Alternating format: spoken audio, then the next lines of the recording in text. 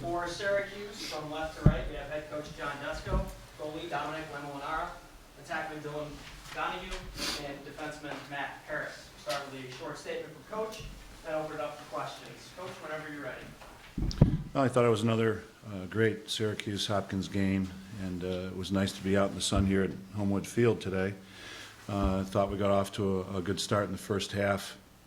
Played pretty well, kind of played within ourselves. Thought the offense was pretty patient, worked for some good goals, and had a little bit of a lead going in at halftime. And then second half, just as we thought, the Blue Jays came out strong and scored a couple of quick goals and turned it into a tight lacrosse game once again. And we were able to hold them off and score some big goals in the second half. And we were patient in the fourth quarter, especially going down the stretch.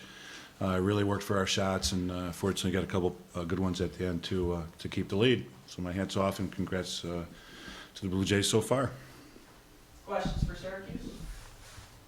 Go ahead. Coach, you mentioned your patient offense with attackmen who've grown up around the game.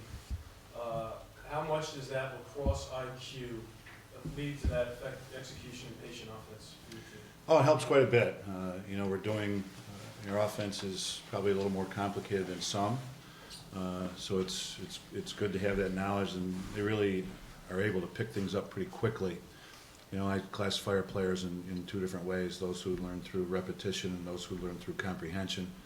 And fortunately, we got a bunch of guys who learn through comprehension and are able to adjust to different situations. So it's great having them. They pick things up really quickly, and it makes practice shorter at the offensive end of the field. Do you, if I could just follow, do you have timer on plays? Because you scored two almost as quickly as they put them on. Is that timer on? I mean, you've got great looks. Is that how much do you practice, or have they built in? Well, I think if you saw those shots, you saw it probably at the tail end of that 30-second time that we had, and just like when we practice man up, guys, look, we just want to work for a really good shot, work for a high percentage shot, and it'll come if we're patient. We work for it. And, unlike man up, where at the end of the man up, if you still have it, you have possession. And these guys had, I think they communicated pretty well on the field to know how much time was left in those shot clock situations. Casey, go ahead. Hi, Casey. Good. How you doing? In a game where faceoffs were so one-sided for the other team, it seems that taking care of the ball when you did have it would be important. And according to the stats, and they could be adjusted for all I know, one or maybe two at the most. Hopkins has no cost turnovers in this game, and I feel like that might be an indication of your team, being able to take care of the ball when they had it. And so maybe you can just comment on that a little bit. Yeah, well, they weren't, they had one penalty.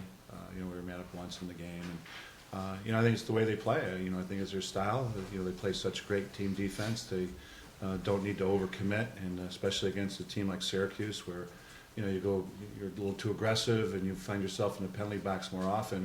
We've been able to put up a few in the past in man-up situations. So I think it's more, a way that the style that they play, and they play the percentages, and they've always played great defense. Chris, go ahead. John, what went into the decision to use Matt on close defense, and how much better was it than it's been at other points this year? Well, I think that we just, in previous games, some of the points, the goals that we've been giving up have been, a little too easy for me. And we've had some younger guys in there. We've mixed and matched. We've tried different players in that third spot on close defense. And finally, last week, we just decided to bring Matt down. He's a senior and a captain. And we wanted to eliminate a lot of those easy goals, those mistakes that we were giving up in the defensive package. So I think it helped quite a bit. Although there was one guy out there who had a bunch of goals today, but it was. I think it helped quite a bit. And I look at the ground ball stats, but a number of times he came up with loose balls, which we haven't been getting in the past. And I think he got a big goal for us too. John, you just referred to Ryan Brown and his performance. What did you see from your perspective? Well, he talked about IQ. He certainly got that. He's got such a quick release on his shot. He places it really well. I think I saw maybe he took 11 shots. He scored on 8 goals. He really finds a space within their offense, and Obviously the guys look to him because they know that he's going to be able to finish those. So I thought he played really well off the ball. He's a very smart player, and maybe their biggest threat off the ball, and pretty good with the ball too. Both Dom and Matt, they have one of the best attack units in the country, and they had the ball pretty much the whole game. So what were you guys able to do on your end of the field to really slow them down?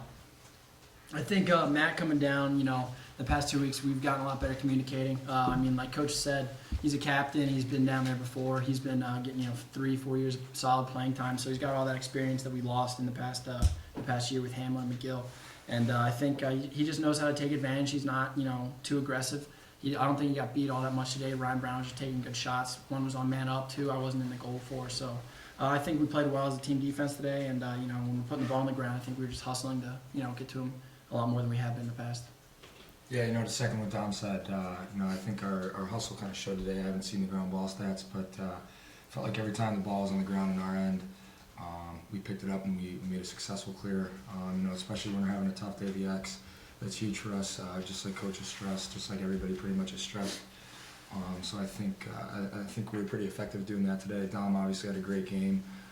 I know he made some big stops for us when we needed some. So I think it was a team effort on defense today, and hopefully follow that up next weekend. John, It sounds like this was the first week you guys were able to get a full field practicing. Yeah. What difference does that make, and what kind of differently can you do in practice with that? Well, it's huge for us. We were really going batty. Between men's and women's basketball and a couple other events in the Dome, we were unable to get in there, for the preseason here. So we were in, roughly 80 yards pretty much the whole time. It's probably, I know in all areas the weather was bad. In our area it was consistently very cold, so we couldn't get a field cleared and we couldn't get outside on 110 yards. And it just changes everything. It changes how you drop in and play your offense, and how you get back and play your defense, and clears and rides. The Virginia game, I think we had 5 missed clears. They scored on 2 goals, and here we are. It's 2-goal game at the time, and we're 52% in their offense efficiency, and we're giving up 5 and 6 off the clears, and then we give up 2 goals. That's almost a game in itself right there. So that we got better this week, having a full field, and we're going to continue to do that, and I think you'll see some improvement in all aspects of our game. Jesse, Yeah, for both Coach and Dylan. Dylan Maltz got extended time today. Would you guys maybe see out of him and how he helped you guys too? Go ahead, Dylan. Dylan's a great player. Love playing with him and Derek, and I think our offense is it's a team effort, and he brings a new dimension down to dodging, and he's real quick and everything like that. I think he's really smart, and he doesn't make many mistakes. They had put a short stick on his brother Derek, so that left just one short stick to attack up top in the midfield. And we thought, well, they're probably not going to know who Dylan is. He hasn't played this year. Maltz. They know who Dylan Donahue is, but it's a problem in practice too. Every time I say Dylan, I get 2 heads looking right at me. But we haven't shown him this year really, and he's just the exact opposite of his brother. He's a little more with the ball. He's a dodger, and they did keep the short stick on him, the one time. And did he dodge for the goal against the pole? Yep. I think he dodged against the pole. So we were able to get that dodge inside. It was a good goal for us. It was a nice change-up. Good to get his feet wet in a game like this. Eric, and then Chris. Coach, 7 and 8 here against Hopkins is pretty impressive. I'm sorry, what I was said having so much success against Hopkins last 8 times out, only losing once. What is it about them that allows you guys to match up so well? I guess it's more about us, having a lot of respect for them, the tradition of the game, the tradition of these 2 teams playing each other, being here on Homewood Field. And, it's not hard to get our guys to pay attention during the week before Hopkins. So, fortunately we've been able to do that, come out and play good games against them. And none of them are easy, It wasn't easy. There was only 1 goal, and wasn't feeling real good at the time, so especially with the way they're doing on face-off. So they played well. Go ahead, Chris. Matt, you guys were pretty emotional at the end, celebrating obviously, and 2-goal game, overcoming face-offs. Did you feel like you found a little bit of what you had last year? This one? Well, it's a huge win for us as a team. We were struggling. The loss to Virginia kind of hurt us a lot, and I think the captain stepped up and really challenged the team to just win the day instead of focusing on Hopkins the weekend. You know, we just wanted to win today, have a good day of practice every single day. I know we were in the dome. It was about 90 degrees. They had to melt the snow off the top of it, so that kind of challenged us a little bit. But yeah, you know, I thought it was a great effort, and I think you kind of saw that at the end of the game. We were all kind of jumping around, having fun, so it paid off for us. Ed? John, can you talk about how significant can this win be when you have games against Duke and Notre Dame coming up? Well, you know, we were 3-2 coming into the game, and you know, to be tied up, you know, at 3-3, and then, you know, playing Duke and Notre Dame, and you know, it put more emphasis on those games. But you know, took a good win here against a good team on their home field. You know, will help with the confidence, and I think having the full field this next couple of weeks will help us in those situations. But those are ACC games for us, and you know, pretty big. If we're going to have hopes of getting in that ACC tournament, we're going to have to win a couple of these games here. Phil and then Eric. John, just talk a little bit about the defense and how they were able to, Johns to his 3 goals in the first half, and then hangs off in the second half, and also your decision to keep Dom in there the whole game. Yeah, well, I'll start with Dom, and you know, I thought he saw the ball really well in the first half, and that was one of the reasons we were able to hold them to 3 goals. And so, you know, Bobby knows the plan, and we kept him in there because of how he was seeing it. And tough to, you know, put another goalie in the second half in a game like this, especially when one's playing so well. I thought defensively we did a much better job than we had in the past. A lot of it, I think, because Matty came down and gave us captains and a seniors experience down there. And again, I thought, you know, just not only getting the stops, but getting the ball out to the other end of the field. Matt was terrific with that and giving us a goal. So, yeah, he's a great communicator, so I think it helped our defense be more, you know, more together, if you will. And I think that we had seen so much of the Hopkins offense go to inverts and big littles that do a great job picking and getting mismatched behind the goal, that one of the few ways that we thought we could stop it was to jump into a zone when they did that, and it turned out to be a good matchup for us. Slowed some of that down. You know, it took away the inside.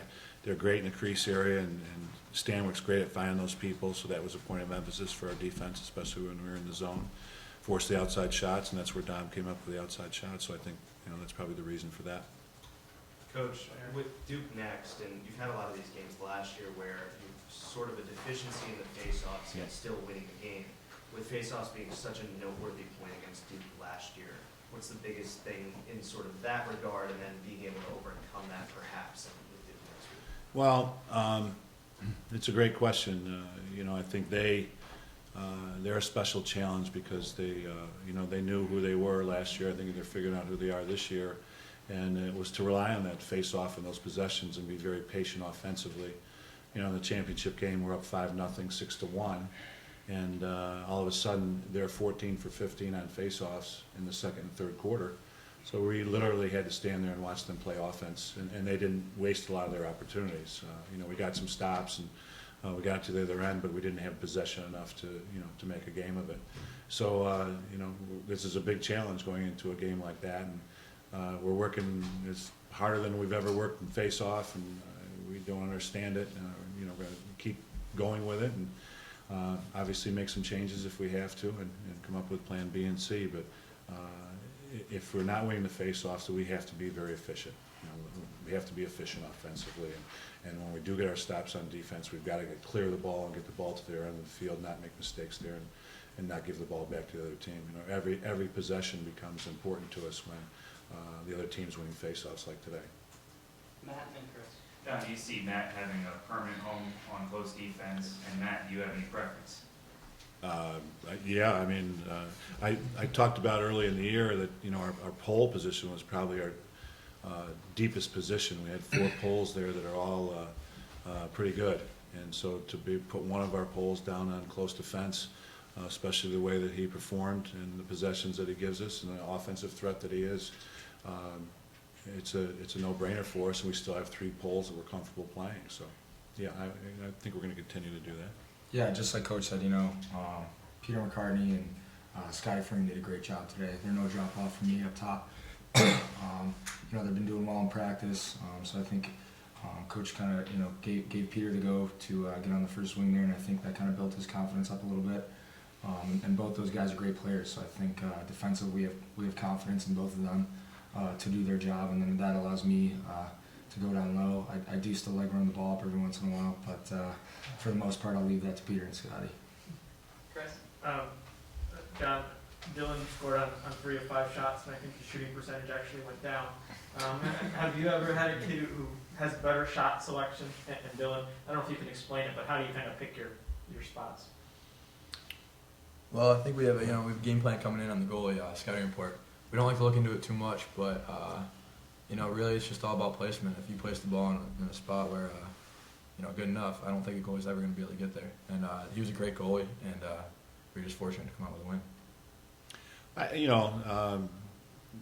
Dylan's giving other people a lot of credit. I think it's his hard work. All through high school, he's one of those kids that the lights are on in the backyard. He's shooting on the goal, and his parents tell him again he's got to go to bed. It's a lot of hard work on his part. Every day this summer when I came through Manly Fieldhouse, either the weight room or inside Manly, Dylan was in there. And I'm not there every day because we're on the road recruiting and running camps and so on. But every time I came through, he was there, and it's a lot of dedication, hard work on his part. He's got wall ball, and he's got 3 balls going with both hands, and he's shooting and changing his shots all the time. And he's worked extremely hard. I know his father's worked with him, to give him some credit too. And a lot of game film that he watches against goalies, and he and Kevin and the other guys, and it just puts a, when we talk to kids at whatever lacrosse camp or wherever it is, it's great that you go to practice and you do what you have to do and you do what the coach tells you to do, but it's the extra time that you put in that's going to separate you from everybody else. And I think it's the extra time that he has put in that has separated himself in that category. Eric, last question from Syracuse. Dom, having really earned your job last year against Hopkins and having seen those guys before, did that give you any extra advantage or familiarity coming into today? No, not really. I mean, I only got a half against them last year, so I feel like I would have been more familiar with other teams. It's just I'm a local guy. I'm from Annapolis, so I've been coming to games here my entire life and always dreamed about playing on Homewood. This is the mecca of lacrosse, so I think getting out there today, knowing I had a lot of family out there, was just was big for me. Knowing the situation that they were ranked ahead of us, like Coach said, if we lost this game, we were going to go 3-3. If we win it, we're going 4-2. Completely erasing that losing streak, and just gave me a lot of motivation on that aspect. Not looking back to last year at all. It's just all about this year right now, and we have our goal. It's a national championship. We got so close last year, and one game at a time. Hopkins was our big spring break preparation week. So I'm glad we came out to win. All right, guys. Thanks very much for coming. One seat.